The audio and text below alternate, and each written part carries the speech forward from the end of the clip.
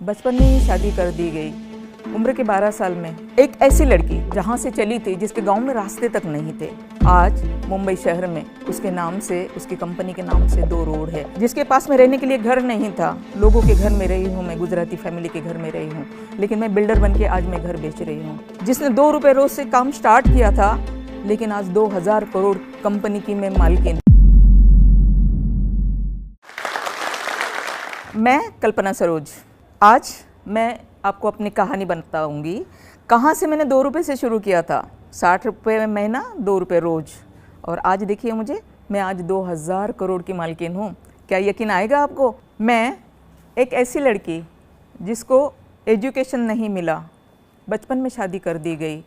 मेरे मामा जी कहते थे कि लड़कियों को पढ़ाकर करना क्या है, पढ़कर करेगी क्या, चूल्हा चौके के सिवा तो कुछ करना नहीं है, लड़कियां तो वैसे भी जहर की पुड़िया होती है। इस तरह से मेरा बचपन था और बचपन में ही शादी कर दी गई। उम्र के 12 साल में मैं पढ़ना चाहती थी, पढ़ लिख कर आगे बढ़ना चाहती थी। मैं काफ़ी होशियार विद्यार्थी भी थी, मगर नहीं, किसी ने मेरी नहीं सुनी। और शादी के बाद ससुराल जिस तरह से होनी चाहिए, हर लड़की का जिस तरह का सपना होता है कि उसका ससुराल कैसे हो, कोई प्यार करने वाला हो, कोई अपना कहने वाले हो, मगर नहीं, वहाँ तो कुछ और ही था। वहाँ जिस तरह से बहुओं को मारा पीटा जाता है, गाली गलौज दिया जाता है, माँ बाप के ऊपर से गाली दी जाती है। अगर मान लो खाना बना लिया, नमक ज़्यादा हो गया, तो माँ के ऊपर से गाली कि क्या माँ ने इसी तरह से खाना बनाना सिखाया है, और मारपीट शुरू हो जाती थी। तो इस तरह से किसी तरह से 6 महीने बीत गए। बस एक आदत सी हो गई थी कि रोज़ मार खाना है, गाली खाना है, चाहे काम जितना भी अच्छा कर लो। और एक छोटी 12 साल की उम्र की लड़की घर का इतना सारा काम करते हुए भी हरदम सिर्फ गाली खा रही है, मार खा रही है।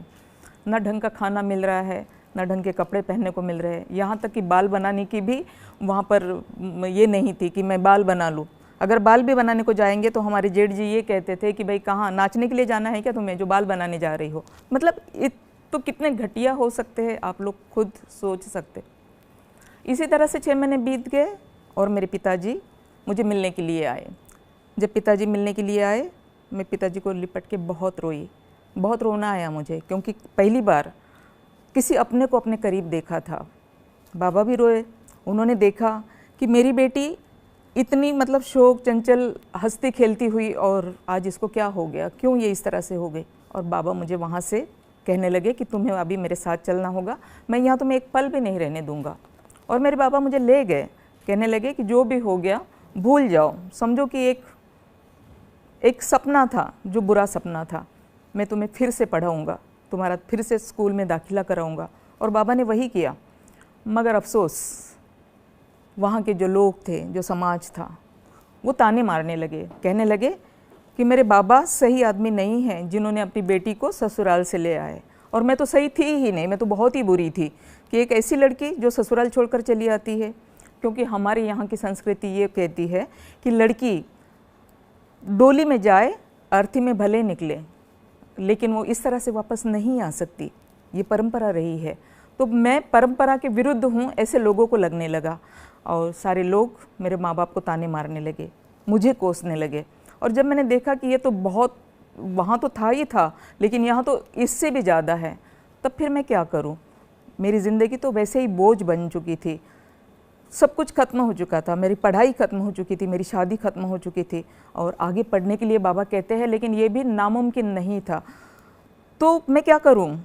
तो फिर मुझे ऐसे लगा कि मुझे मर जाना चाहिए, क्योंकि ऐसी ज़िंदगी मेरे किसी भी काम की नहीं है। और फिर मैंने पॉइज़न पी लिया।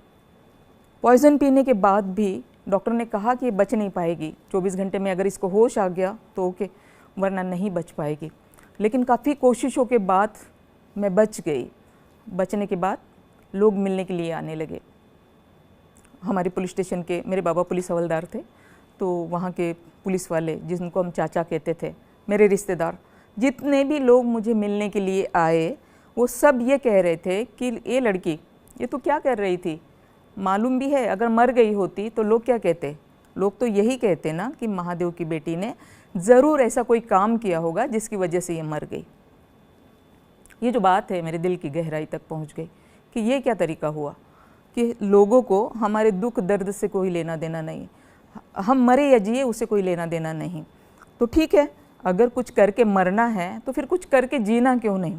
और उसी दिन मैंने ठान ली कि अब मरने की बात मैं कभी नहीं करूँगी और अब मैं जी कर दिखाऊँगी। और फिर मैंने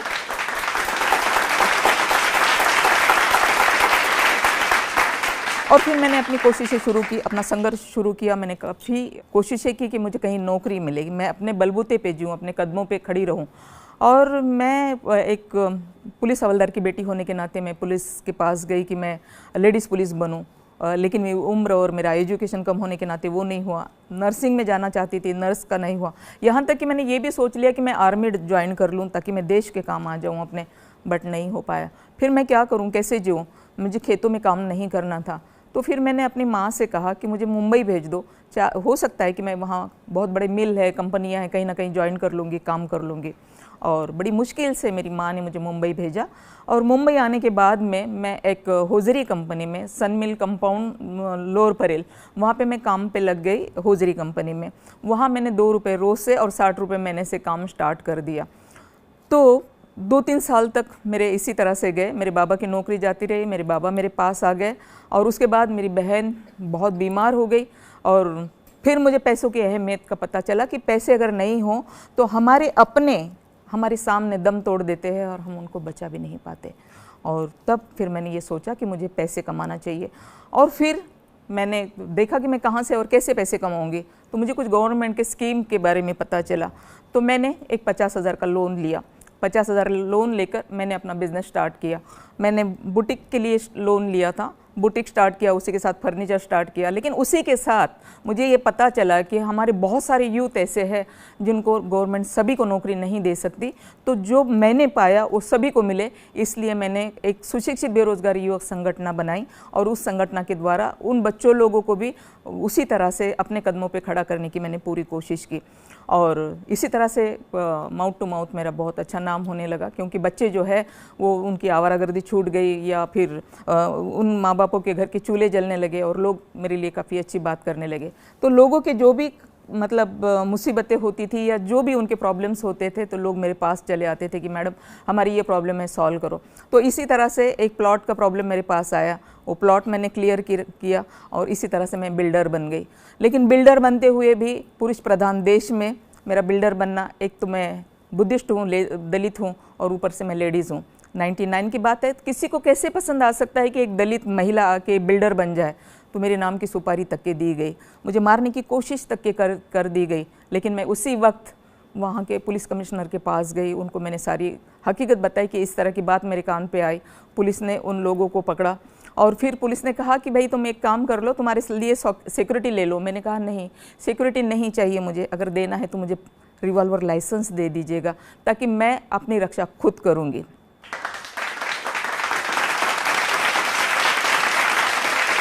और मैंने रिवॉल्वर ले लिया। तो इस तरह से मेरी जर्नी शुरू रही। मैं बिल्डर बनी और फिर मैं शुगर फैक्ट्री की डायरेक्टर बनी और इसी तरह से कमानी ट्यूब्स लिमिटेड के कुछ वर्कर्स मेरे पास में आए, क्योंकि कमानी ट्यूब्स हमारे देश की बहुत बड़ी ऐसी कंपनी है जिसकी वजह से एसी का एक्ट तैयार हुआ। सुप्रीम कोर्ट की बेबी है वो। सुप्रीम कोर्ट ने पहली बार वर्कर्स को मालिक बनाया और मालिक को बाजू में कर दिया। तो उस कंपनी को बचाने के लिए मैंने काफ़ी कुछ मेहनत की, क्योंकि मैंने देखा था कि बेरोज़गारी अगर होती है तो भूख और प्यास से किस तरह से इंसान तड़प के मरता है, क्योंकि मेरी बहन को मैंने तड़पते हुए मरते हुए देखा था। तो उन्हीं वर्करों के हित के लिए मैंने कमानी ट्यूब में मैं आई और मैंने काम किया। 2000 में मैं आई थी, 2000 से लेके 2006 तक कंटिन्यू बेअफर कोर्ट में हेयरिंग्स होते रहे और 21 मार्च 2006 में कोर्ट ने कंपनी मुझे चलाने के लिए दे दी। और उसके बाद कोर्ट ने कंडीशन दी थी कि 2011 में आपको सिका से बाहर निकलना है और हम बिल्कुल 2011 में सिका से बाहर निकल गए। तो मैं एक ऐसी लड़की जहाँ से चली थी जिसके गांव में रास्ते तक नहीं थे, आज मुंबई शहर में उसके नाम से, उसकी कंपनी के नाम से 2 रोड है, रामजी भाई कमानी और कुर्ला कमानी। एक ऐसी लड़की जिसके पास में 60 पैसे नहीं हुआ करते थे तो वो कुर्ला से लेके चेंबूर तक पैदल चला करती थी, क्योंकि बस के लिए 60 पैसे नहीं। आज वो लग्जरी गाड़ियों में घूम रही है। आज ऐसी लड़की जिसके पास में रहने के लिए घर नहीं था, लोगों के घर में रही हूँ, मैं गुजराती फैमिली के घर में रही हूँ, लेकिन मैं बिल्डर बन के आज मैं घर बेच रही हूँ। आज जिसने 2 रुपये रोज से काम स्टार्ट किया था, लेकिन आज 2000 करोड़ कंपनी की मैं मालकिन हूँ। तो इस तरह से अगर इंसान चाहे तो बहुत कुछ कर सकता है। मेरे टाइम पे करने के लिए कुछ भी नहीं था, कुछ भी नहीं था। यूँ समझ लीजिए ना कि राख के ढेर में ढूंढो तो चिंगारी भी ना मिले, इस तरह की मेरी अपनी पोजीशन थी। उसके बावजूद भी मैंने जो भी अपने जीने का तरीका ढूंढा और मैं आज इस मुकाम तक पहुंची। तो आपके लिए बहुत कुछ है करने के लिए, बहुत कुछ है। गवर्नमेंट के बहुत सारे बड़े बड़े स्कीम है, हर जगह से आपको सपोर्ट है, जहाँ से भी आप चलो वहाँ आपके लिए सपोर्ट है। तो मुझे ऐसे लगता है कि आप बहुत कुछ कर सकते हैं। एक ऐसी अनाड़ी लड़की, क्योंकि जो एजुकेशन मैंने लिया है 9th तक का एजुकेशन, उसको एजुकेशन कहा ही नहीं जाएगा। तो ऐसी लड़की आज IIM की गवर्नेंस बन सकती है। आज ऐसी लड़की जिसको बिजनेस किसे कहते हैं पता ही नहीं था, वो नौकरी की तलाश में खुद थी, नौकरी के लिए भटक रही थी, आज वो हज़ारों लोगों को नौकरी दे रही है। तो बच्चों को मैं आज के जो यूथ है मैं उनको ये कहना चाहूँगी कि आपके हाथ में, आप देश का भविष्य हो और आप चाहो तो बहुत कुछ कर सकते हो। आपके हाथ में तो बहुत कुछ है करने के लिए। ज़रूरत है सिर्फ एक कदम उठाने की, ज़रूरत है हिम्मत की, मेहनत की, ईमानदारी और एक जुनून की। जब ये जुनून तुम्हारे अंदर आ जाएगा ना कि तुम्हें कुछ करना है, तो यकीनन तुम ज़रूर कुछ करके दिखाओगे।